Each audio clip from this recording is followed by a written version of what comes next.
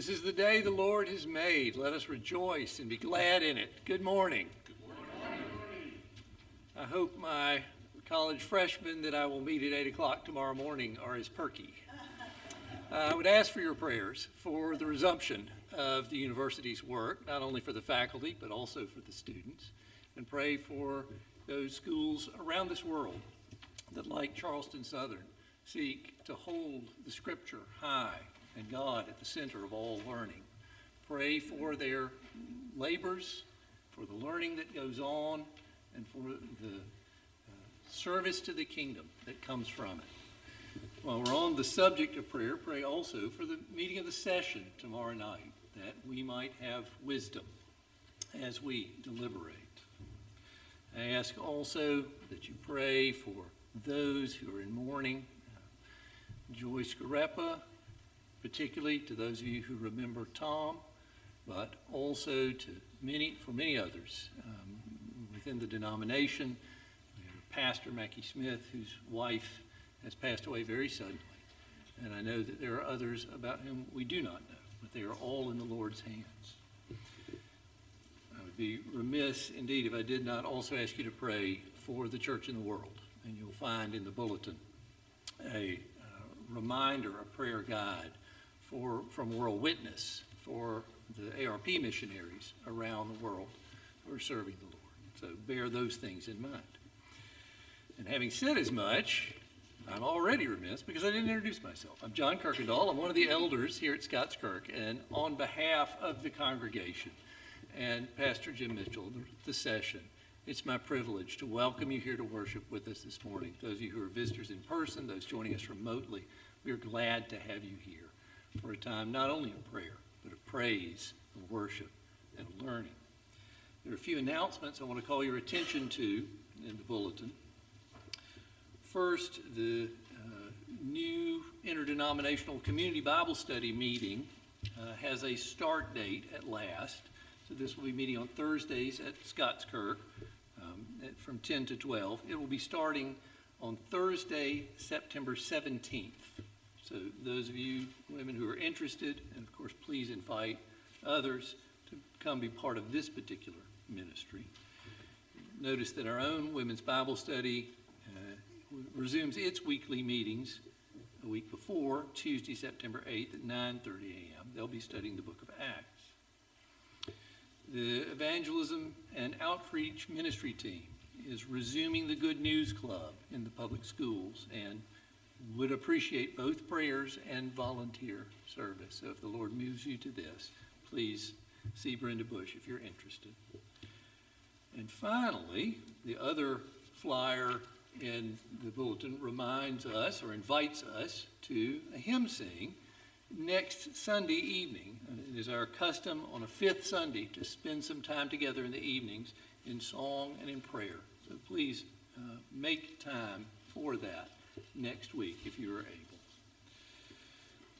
The other announcements in the bulletin, I think, speak for themselves. If you would now please take some time to prepare your hearts and minds for worship. There's a passage from Romans chapter 5 to contemplate as you do this.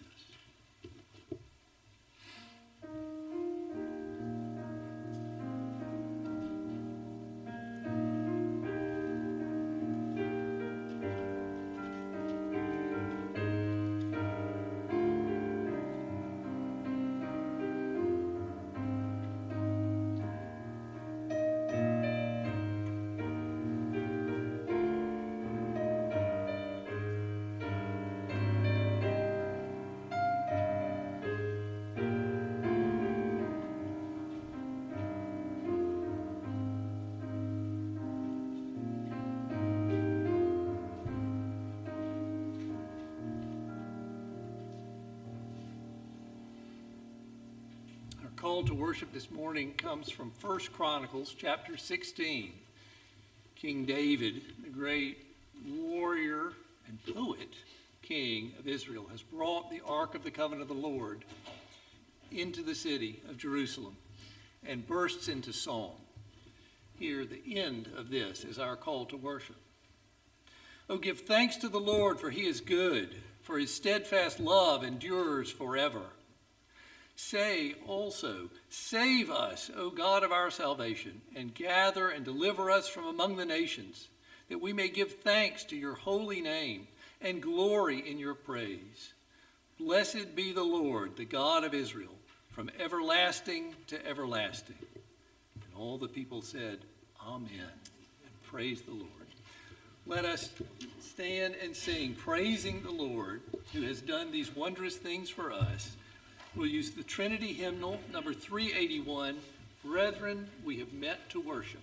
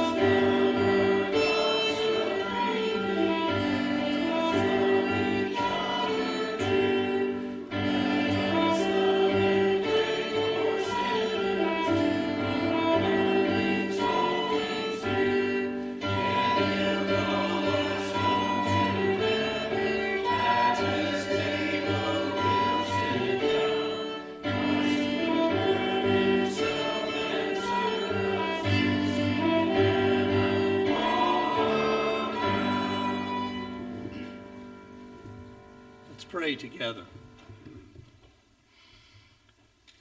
Our loving Heavenly Father, we praise you and bless you for your steadfast love that endures forever, for your unchanging faithfulness made evident to us in Christ Jesus, and the sure promise sealed by the Holy Spirit that you will make all things new. Lord, we delight in the privilege of being your children by adoption through Christ Jesus. We come before you now, praying that your hand would be on us in this hour, that we would glorify you, worshiping in spirit and truth, that your name would be magnified not only here, but beyond this place, in every place we go, that you might use us as your servants, the growth of your kingdom and its great glory. Lord, we thank you for the privilege we have of approaching you boldly. And thank you for the prayer which Christ taught his disciples to pray, saying, Our Father, who art in heaven, hallowed be thy name. Thy kingdom come, thy will be done, on earth as it is in heaven. Give us this day our daily bread, and forgive us our debts, as we forgive our debtors. And lead us not into temptation, but deliver us from evil. For thine is the kingdom, and the power, and the glory forever. Amen. You may be seated.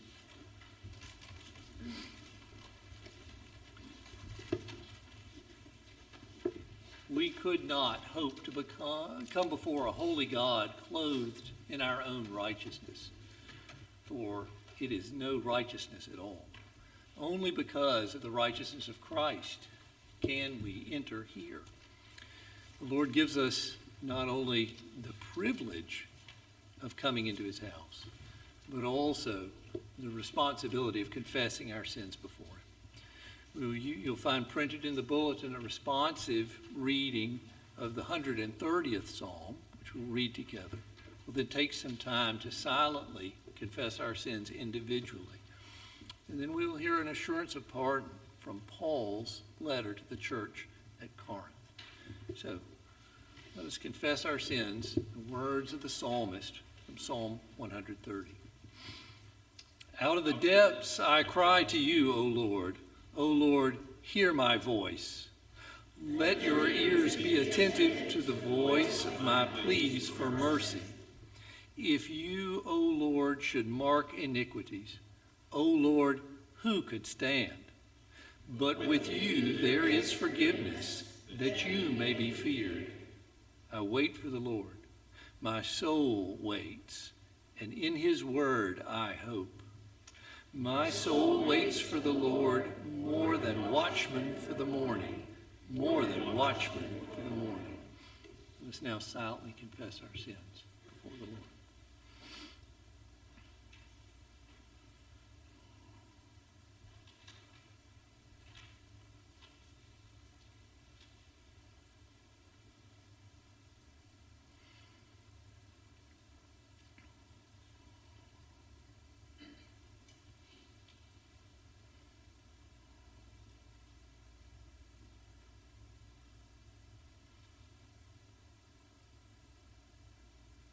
Amen. Hear now the assurance of pardon. Blessed be the God and Father of our Lord Jesus Christ, the Father of mercies and God of all comfort, who comforts us in all our affliction, so that we may be able to comfort those who are in any affliction with the comfort with which we ourselves are comforted by God. For as we share abundantly in Christ's sufferings, so through Christ we share abundantly in comfort too. If we are afflicted, it is for your comfort and salvation. And if we are comforted, it is for your comfort, which you experience when you patiently endure the same suffering that we suffer. Our hope for you is unshaken, for we know that as you share in our sufferings, you will also share in our comfort. This is the word of the Lord. Please stand now for our confession of faith. It is drawn from one of the historic creeds of the Reformed Church, the Belgic Confession. We will read together the 28th article, the obligations of church members. Christians, what do you believe? We believe that since this holy assembly and congregation is the gathering of those who are saved, and there is no salvation apart from it, people ought not to withdraw from it, content to be by themselves, regardless of their status or condition, but all people are obliged to join and unite with it, keeping the unity of the church by submitting to its instruction and discipline, by bending their necks under the yoke of Jesus Christ, and by serving to build up one another, according to the gifts God has given them, as members of each other in the same body. And to preserve this unity more effectively, it is the duty of all believers, according to God's word, to separate themselves from those who do not belong to the church, in order to join this assembly wherever God has established it, even if civil authorities and royal decrees forbid, and death and physical punishment result. So, all who withdraw from the church or do not join it act contrary to God's ordinance. You may be seated, and the children are invited to come forward now for the children's sermon with Elder Joel Reed.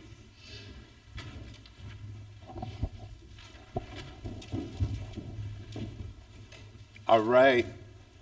So we talked about Joseph last week, didn't we? What I want you to listen closely to in the scripture reading today is what happens. We're told that a Pharaoh who did not know Joseph takes over. Immediately he says, this people is growing way too fast. They could really pose a problem for us. So what does he do? He puts heavy burdens on them. He makes sure that they're working all the time, making sure that their life is miserable. There you go. God blesses them, right? What was God's promise to Israel? I will make you a great nation. Does it look like they're a great nation when they're enslaved almost? Or yes, they're enslaved by the Egyptians? It doesn't look like it. But God is still growing them. Even though the Pharaoh tries hard through different means to keep them from growing, they continue to grow. And it's because that is God's plan. Like he said to Abraham, he will have many children. Yep. He said that the nations would be how many? As many as there are stars in the sky, right? Listen to how God works through trials that the Israelites have and still continues to fulfill his promise to make them a great nation. Let's pray. Dear Heavenly Father, we thank you, you are a God of promises. That whatever you promise will happen because you have ordained it. Father, remind us that even when things seem hard and that there is no way this could possibly be your will, remind us that you work through all situations and that everything that happens according to your plan. In Jesus' name we pray. Amen.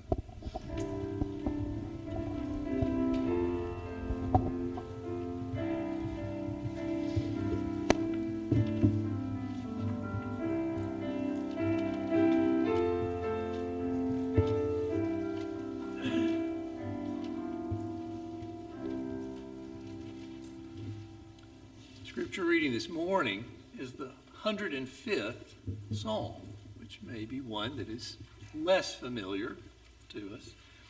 It is a psalm of God's sovereignty in history, of God's ever-present care for his people, however grim the times seem. It is a psalm that summarizes the story of Israel very succinctly, and I'm tempted to cite it now when my colleagues in the Christian Studies Department complain that as a history professor, I reduce the entire Old Testament to a 50-minute lecture in world civilizations. They don't like that. But I can say we have a biblical example of reducing the story of Israel to a short psalm. It emphasizes the glory of God and his presence with his people. Hear now the words of the psalmist in Psalm 105. Oh, give thanks to the Lord, call upon his name, make known his deeds among the peoples. Sing to him, sing praises to him, tell of all his wondrous works. Glory in his holy name. Let the hearts of those who seek the Lord rejoice. Seek the Lord in his strength. Seek his presence continually. Remember the wondrous works that he has done, his miracles and the judgments he uttered. O offspring of Abraham his servant, children of Jacob his chosen ones. He is the Lord our God. His judgments are in all the earth.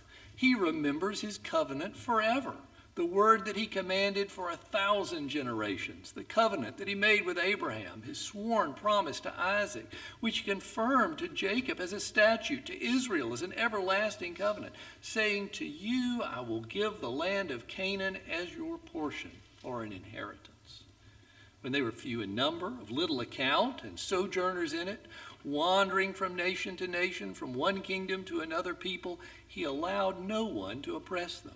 He rebuked kings on their account, saying, "Touch not my anointed ones, do my prophets no harm." When he summoned a famine on the land and broke all supply of bread, he had sent a man ahead of them, Joseph, who was sold as a slave. His feet were hurt with fetters, his neck was put in a collar of iron, until what he had said came to pass. The word of the Lord tested him. The king sent and released him. The ruler of the people set him free. He made him lord of his house and ruler of all his possessions, to bind his princes at his pleasure and to teach his elders wisdom. Then Israel came to Egypt. Jacob sojourned in the land of Ham. And the Lord made his people very fruitful and made them stronger than their foes. He turned their hearts to hate his people, to deal craftily with his servants. He sent Moses, his servant, and Aaron, whom he had chosen. They performed his signs among them, and miracles in the land of Ham. He sent darkness and made the land dark. They did not rebel against his words. He turned their waters into blood and caused their fish to die. Their land swarmed with frogs, even in the chamber of their kings. He spoke, and there came swarms of flies and gnats throughout their country.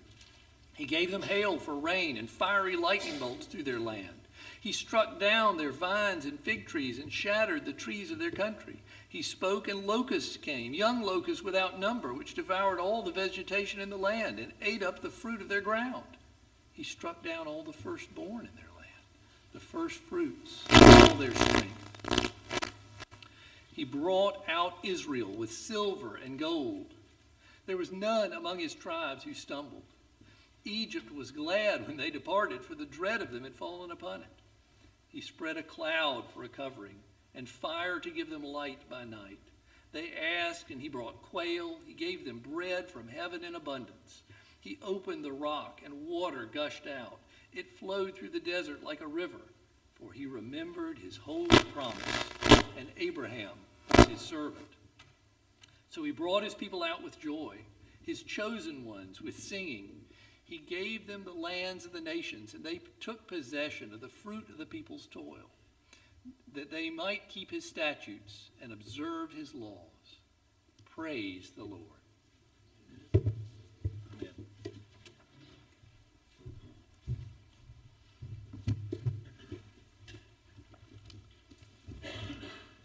Let us bow before the Lord once again in prayer. O Father, Son, and Holy Spirit, your name deserves all praise and worship and honor. Let us seek your face now. Seek your face continually. Aid us, O Spirit, through the mediator between God and man, the Lord Jesus Christ, and no other.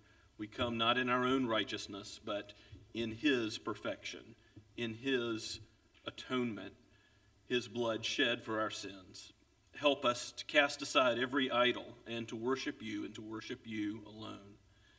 And, O Lord, we pray that you would build us up in the truth, that you would sanctify us as your church by your word, that you would feed us, and having fed us, assure us of your love and your abiding care as our shepherd, who will be with us through every trial, every difficulty, and who will lead us ultimately to every open place of life and pasture. We know that we will one day be with you in the new heavens and the new earth, where the light of your presence will be our joy forever. We thank you for the foretaste we have of that joy here on this Lord's Day. Help us, Father, to joy in the fellowship that you have given us between believers. Deepen that fellowship and give us a sense of patience with one another, even as you have been patient with us. Help us, O Lord, to forgive one another, even as you have forgiven us so much sin. And we pray, Father, that you would guide and direct the ministries of this church as we seek your face and seek to be led by your word. Bless the women who gather and will be studying your word in the community Bible study and the Scots Kirk Bible study. We Pray for the Good News Club and continue to ask your blessing upon all who volunteer and those who you have prepared in advance to receive that instruction. O Lord, bring in all those who are your sheep. Give them saving faith and sanctify them in the truth, we pray.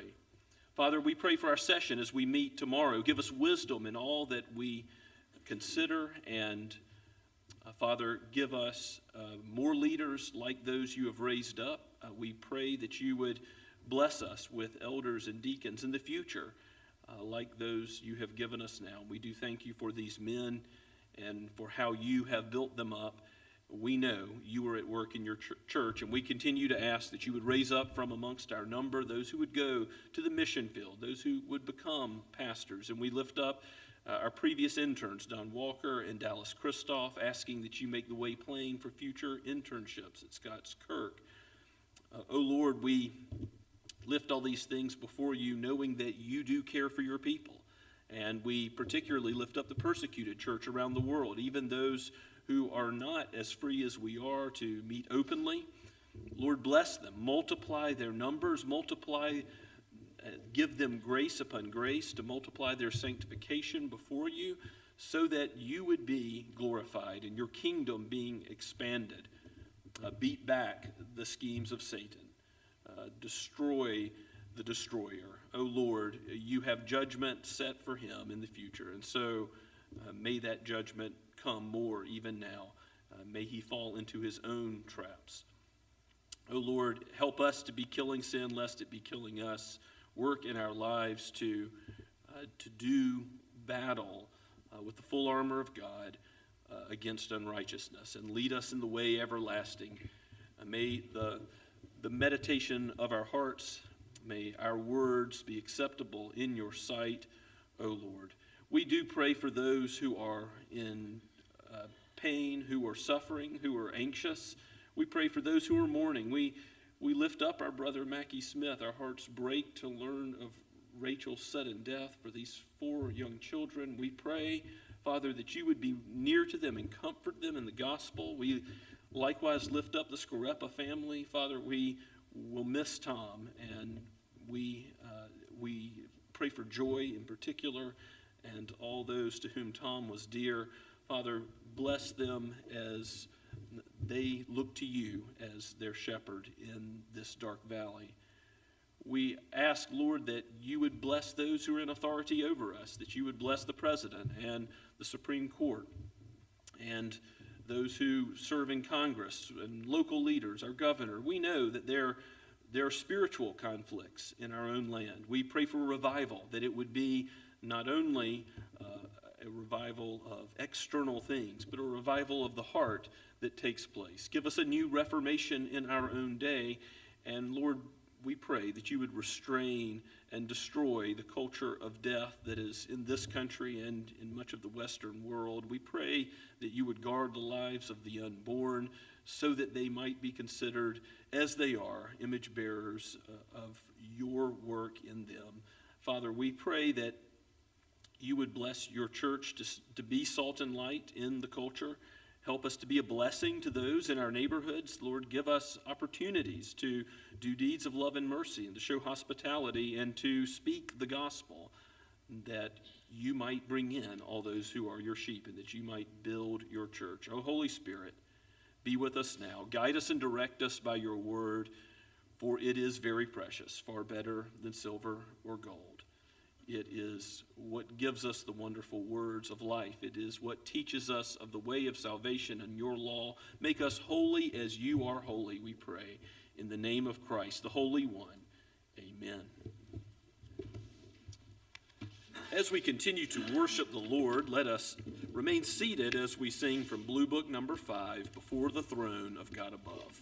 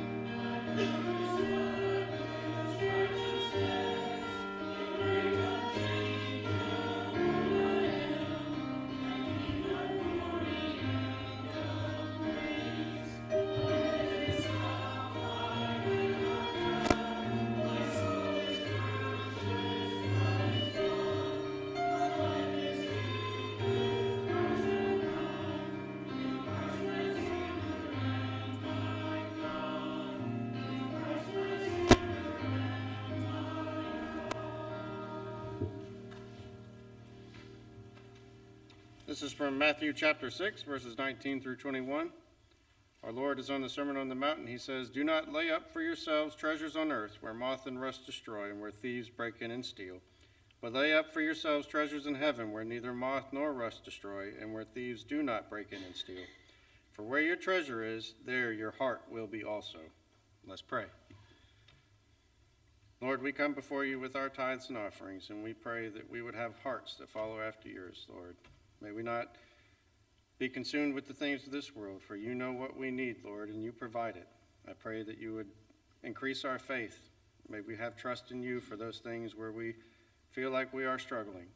You are the giver and the provider and the sustainer of all, Lord, and I pray that we would rest in you and that we would take all that you have given us to be your light and your love in this world, in this time that you have given to us. In your name we pray. Amen.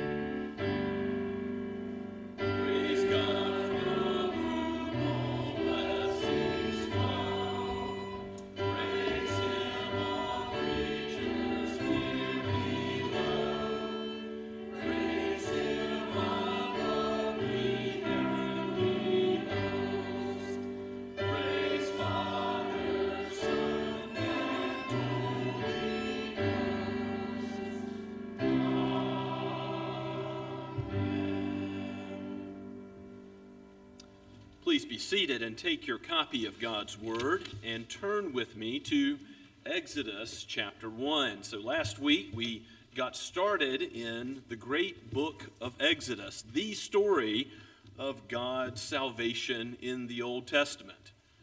And we saw last week in the first 7 verses that it was the best of times. Israel is multiplying. God is fulfilling the promises he made in Genesis to Israel through Joseph. Yes, becoming a slave, being sold into slavery by his brothers, being taken into Egypt, giving dreams and their interpretations to the cupbearer and the baker, and then to Pharaoh.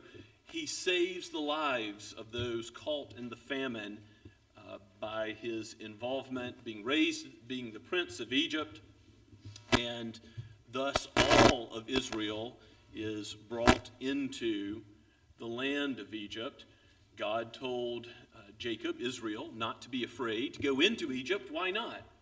In Genesis chapter 46, in the first few verses, he says, don't be afraid to go into Egypt, because the God that brings you into Egypt is going to be the God who brings you out and gives you the exodus from that land. But we're going to see, beginning in our text today in verse 8, that there is an ominous change of tone in the very first verse. That there is a new Pharaoh, a new sheriff in town, and he will not know Joseph. He will treat Israel differently.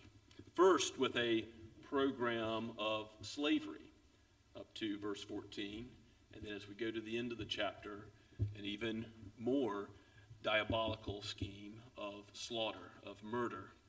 And it is in this context that we will see God's abiding care for his church, God's continual perseverance of his love and showing his church that they are his people, building them into the nation of Israel despite this persecution and even using it for his own glory.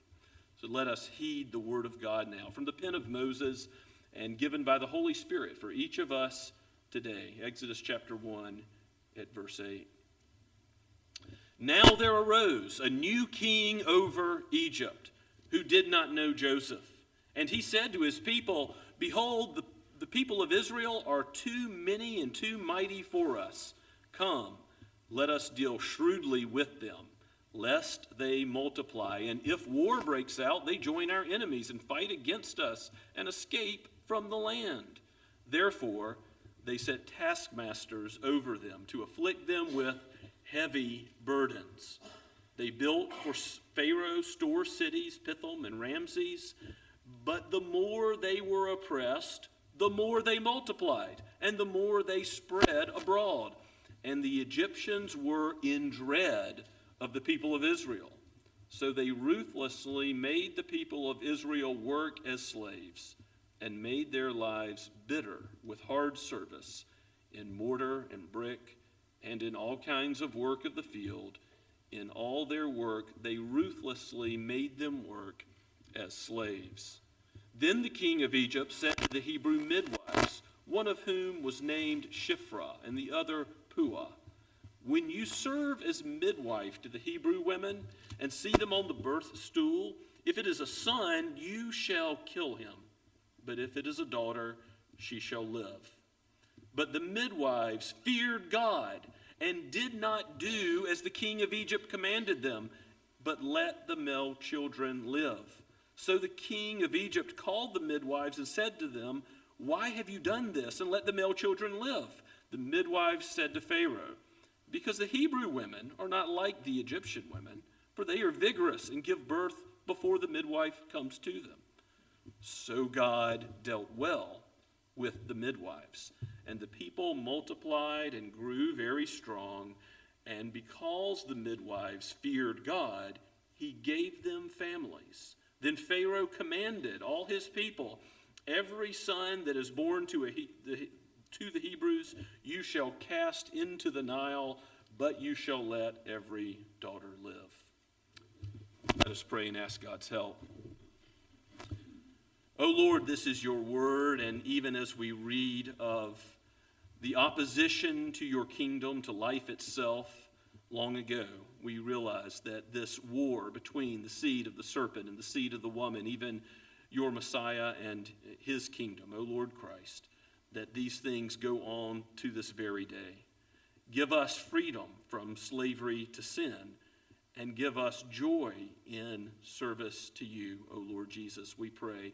Aid us now. Open our eyes to behold wonderful things in your word, and let us live as those who are called to be holy, even as you are holy. We ask it in Christ's name. Amen.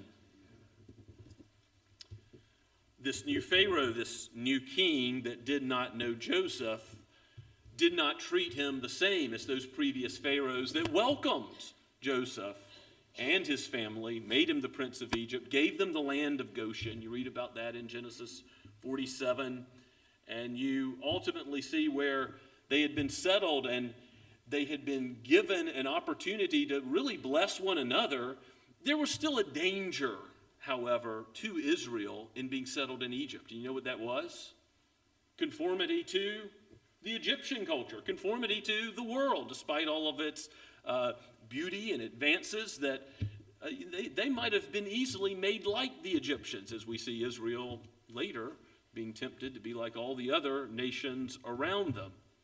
So is it really any surprise that through this great suffering that we read about with slavery and slaughter, that God is using, yes, the sinful deeds of sinful men to ultimately preserve the holiness of his church, to keep them together as a people, to preserve their identity as his holy people, in addition to working his promises out, multiplying them and making them into a great nation, which is really the story of Exodus and the redemption that he accomplishes. So this new king that does not know Joseph, we don't know his name, but we know the names of these midwives of Shiphrah and Puah that were brave enough to fear God more than Pharaoh. Pharaoh thought that he was, the son of Ra, the sun god, and that he had all the authority to command the Hebrews as he did.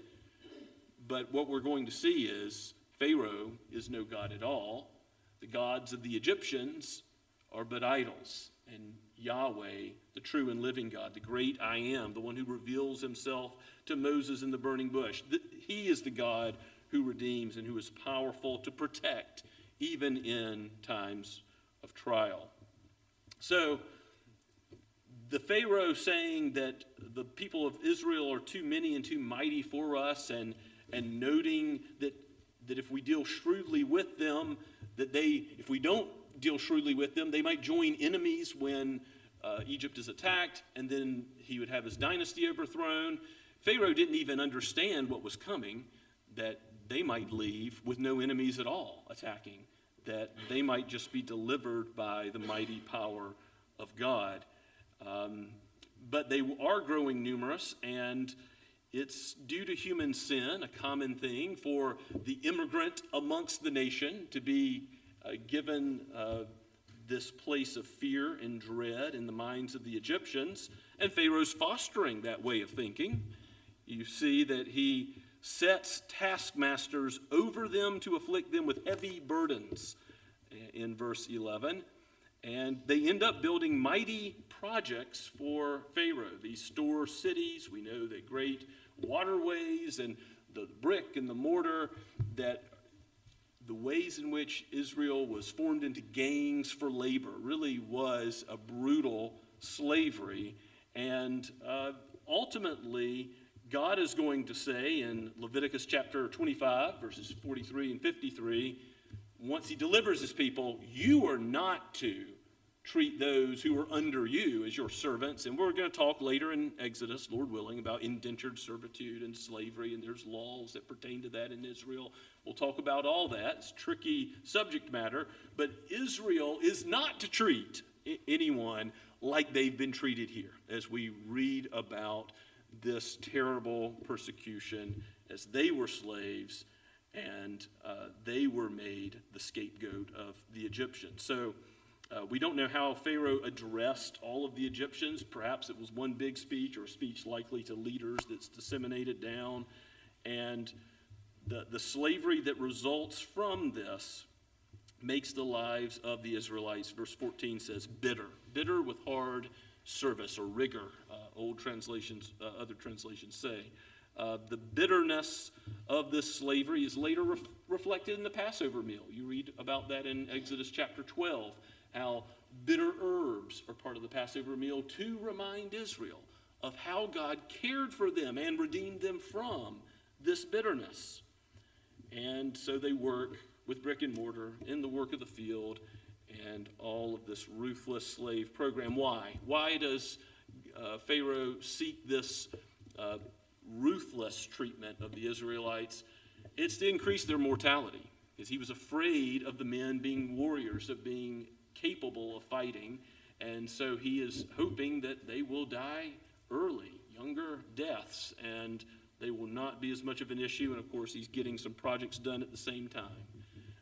He thought it was a win-win. He might have been thinking of it in political terms, but we know it's ultimately more than political. It is a spiritual battle. It is the seed of the woman versus the seed of the serpent. For God has promised from Jacob, from Israel, to bring that Redeemer, the Messiah, who is prefigured and typified in the Exodus redemption. And Pharaoh is opposing not just a people group. Pharaoh is opposing the living God, who is promised to bless and multiply the Israelites. And how does the living God show that he is with his people? He continues to multiply them. And in verse 12, we've already seen that. They multiplied and spread all the more, even though they're oppressed. So, the program of slavery did not work.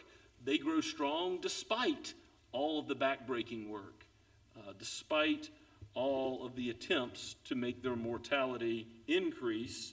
Instead, they've multiplied all the more. And this is where Pharaoh's culture of death really takes hold in verse 15. He calls to himself the Hebrew midwives. Now, we're only given 2 names. Likely, these are like head nurses over many other midwives in the Hebrew world. They have Hebrew names, so we assume that they are Hebrews themselves.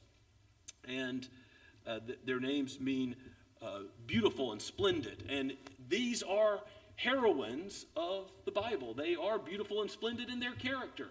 They are the first pro-life heroines that we see stand up and courageously oppose the cowardly decree of a civil magistrate who orders infanticide. And like rulers do, he stands aloof from the order.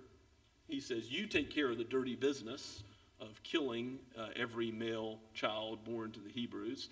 And perhaps they were told to, tell the other Hebrews this command from Pharaoh. And don't think that they weren't in all of Pharaoh's power, because this would have been a very tricky situation to deal with. I mean, Pharaoh had a rule by an iron fist, and they would have been in legitimate fear of him, but they feared God more. That's the key thing that we're going to see makes them heroic. Pharaoh says in verse 16, when you serve as midwife to the Hebrew women, and they're on the birth stool, if it's a son, you shall kill him, but if it's a daughter, she shall live. Why let the daughters live if they're the ones multiplying the offspring? Well, perhaps the Egyptians wanted to take these daughters as their own. Again, they're more concerned about the warrior males being a military threat. And we read that the midwives feared God and did not do as the king of Egypt commanded them, but let the male children live. So here we have civil disobedience, no doubt about it. It's commended in Scripture from time to time. I've got many examples of it. This prefigures, of course, Herod and his slaughter, which was aimed at Christ himself, amongst others. And you remember how the wise men did not go back to report to Herod as Herod had told them. They exercised civil disobedience. Other examples, you could think about the examples given in the book of Daniel, Shadrach, Meshach, and Abednego in Daniel 3, and in Daniel chapter 6, Daniel praying at the open window. Even though the king said, do not pray, well, he prayed anyway, and he had already seen Shadrach, Meshach, and Abednego get thrown into the fiery furnace. But God protected them, and Daniel knew that he too would be protected. And if not, he was going to serve the Lord anyway. So other examples of courageous civil disobedience. Ultimately, the apostles in Acts chapters 4 and 5, they say, we're going to preach about Jesus. Whether you throw us in jail or kill us, we must obey God rather than men. When it comes down to that choice of we're going to obey the Caesar, the civil magistrate, or God, the civil magistrate is not Lord. The Lord, God, Yahweh, is. So that sort of civil disobedience is in view. Now, as I remind you, as we went through 1 Peter, what is the norm for Christians? Romans 13. Civil obedience wherever possible. We're to be people of peace and not to be a cantankerous bunch, but we're to be those who are noted for how we live well in society, transparent lives, and this is the exception rather than the rule, but nevertheless, it is important, especially for the persecuted church, to know when we must stand up and say, we will not do what you've said. We will not bow the knee before you, O Pharaoh, or Caesar, or other unjust laws as they exist today. The way in which this command was given, again, it probably would have been disseminated, and these midwives did the right thing by not disseminating it, not participating in the evil. They could have said, let's opt for some discussion with Pharaoh first, but this was of such great importance, they had to not do the murderous thing that they had been commanded. And so we see that they let the male children live. They saved them alive, as some translations say in verse 17. And they get called to task for it. So even though this civil disobedience is clearly right before God, it's not right before Pharaoh. Pharaoh says, hey, I told you to kill all the male children. Why haven't you done what I've said? Now you can see where really the fear of Pharaoh, potentially they're good as dead if they admit that they have disobeyed him. So how do they respond? And a lot of ink has been spilled over this verse and the next two verses. In verse 19, they respond by saying, because the Hebrew women are not like the Egyptian women, they're vigorous, and they give birth before the midwives can get there. Well, maybe the midwives have crowded their schedule. I don't know. Maybe they walked or rode slowly over to the Hebrew. Now, this isn't necessarily an outright lie as much as a lie can be, but it does seem to have an element of deception. It does seem to have at least an element of concealing the truth or being a half-truth. And so the question is, they knew from Genesis 9:6, quite likely, in the stories of Noah they would have been familiar with, whoever sheds man's blood, by him man's blood should be shed, that they know that murder is wrong. God's, of course, written that on the heart of all. And yet, we who have the whole canon of Scripture, we have more information. We who have the Ten Commandments. We know about not bearing false witness. That's going to be related at Sinai. There's going to be more specific information about how God is a God of truth, the sanctity of truth. His character is defined by truth. Jesus is the way, the truth, and the life, full of grace and truth. When we think about how Christians are to normally live in society, it is to be as people of truth. Now, that doesn't mean if a thief says, hey, give me your bank account PIN, you should hand it over, or just give all the truth to all people that want to know the truth. If someone knocks on your door in World War II and says, how many Jews are you hiding and where, you're likely going to at least conceal that truth or not give all the truth that the authorities have asked for, I hope. And you may outright lie. And some have argued that it's still wrong, that Shiphrah and Puah did the wrong thing here. Famously, Augustine argued that, Calvin argued that, John Murray has argued that, and I think every Christian should consider reading John Murray's Principles of Conduct, which is a little book that in chapter 6 he deals with this issue. So the ethical dilemma. If you have thoughts on that, I really think you should closely read what John Murray wrote. And he argues that, look, yes, God deals well with the midwives. He blesses them. He multiplies them with families of their own as a reward. Children are a heritage of the Lord. They are a reward for their obedience here. But it doesn't mean that all that they did was necessarily as good as it could have been. Maybe they could have dealt with Pharaoh differently. They could have said, oh, we'll obey God rather than men and been killed. Now, part of what they're probably thinking is, we've saved a lot of children up to this point, and we can save a few more. Moses being laid in the Nile and the basket floating down through the reeds, that's coming up in the very next chapter. So likely, they see this as an element of the spiritual warfare that it is, seed of the serpent, seed of the woman, but also the warfare of the Egyptians against the Israelites. They see this as a wartime mark. Now later, when Pharaoh's armies are chasing after Israel through the Red Sea, there's clearly a war going on. But this program of slavery and then slaughter is warlike, to be sure. You have to remember that later in the Scriptures, there's never an exception to God's law. You don't ever have to do evil that good may come. You don't ever just say, well, for pragmatic reasons, we're going to disobey the law of God. But when you understand the law of God rightly, you understand why David could eat the showbread. You understand why when the ox is in the ditch on the Sabbath, it's not breaking the Sabbath to deal with that situation. You understand that in Joshua, for example, Joshua chapter 2, Rahab hides the spies and is commended in several places in Scripture for doing that. Well, a spy is a walking lie in a time of war, and hiding them and redirecting those who were after them to a different path was deceptive. and yet she is commended for that. The deception, I think, that we find in verse 19 is real. It wasn't against anyone. It wasn't against a neighbor.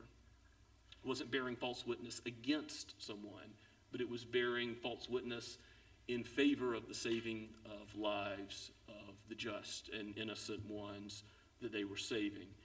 And I don't think that, rightly understood, is an exception to the law of God, but part of the law of God. And so even though at the end of the day, I do think that there is deception involved here, we still don't know exactly. Maybe the Hebrews did give birth more quickly than the Egyptians, although it does seem like this is a little bit of a jab at who's a little more vibrant as a people group. Is it the Egyptians or the Israelites that are multiplying? It seems like this is again showing that God is blessing the Israelites, at least as we read it and we understand the situation, that even during this program of slaughter, the blessing continues from God. Even during the persecution, God's going to keep his people holy. He's going to bind them together, and he even gives these midwives blessing of their own families increasing in this time of persecution. And so Pharaoh doubles down in verse 22. He commands all his people, again, presumably through a chain of command, every son that is born to the Hebrews, you shall cast into the Nile, and not make exceptions. Let every daughter live. But we'll see how an exception is made next Lord's Day, as Moses, the Redeemer, the mediator of the Old Covenant, is saved by God's power. Pharaoh doesn't have the power to kill God's people or to kill God's Redeemer. And just as we deal with slavery to sin, just as we deal with a culture of death, and yes, I know that infanticide has not gone away. There are those in the womb still being killed. Whether it's Hitler's final solution or a one-child policy in China or just the pro-choice movement in our own country or in the Western world in general, there's still those who want to kill those made in God's image, and that is a cause which we ought to be salt and light in the culture for. But ultimately, Christ has redeemed us from something even greater in terms of the death that our sin has warranted. And you see, that's where Moses is leading the people, not just physically from Egypt, but he is leading them to God's presence. He's leading them to love God's law and to love obedience to him, not out of earning salvation, but out of the right reasons, out of joy for he's the Redeemer. He's freed us from bondage. How can we but follow him? Would he give us the courage to stand up just as Shiphrah and Puah did against evil and to do what he has called us to do? And may it be so. If in times of persecution that stark choice is given to us, may we be those who will fear the one who can kill both body and soul, not merely the body. May we fear the Lord first and foremost, and may we be willing to even die if that is the consequence, and be people who are holy as God is holy. Be people who are about living in that transparency that the Lord has called us with. He will bless. He will fulfill his covenant promises. Even as we read in Psalm 105, verse 25, God turned the hearts of the Egyptians to hate his people. Well, ultimately, why do we suffer in this world? It's due to sin. Non-Christians hating the people of God is nothing new. Jesus told us to expect that.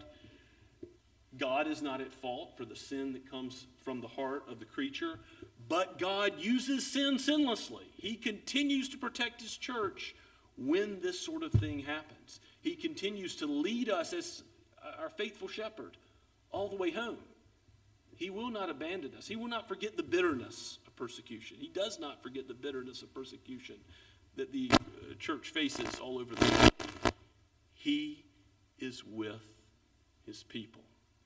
May we honor him and glorify him, recognizing that he and he alone is God. Let's pray together. O Lord, You are sovereign, and no man is. Help us to surrender to you and to not be fearful of what man can do, to not be fearful of a Son of Man who has life and breath given by you. Help us, O Lord, to stand upon the truth, to be people that bow to you and your word and your law, to seek first your face in all things. We pray in Christ's name. Amen. Let us worship the Lord once again as we stand and sing together from hymn number 345, Glorious Things of Thee Are Spoken.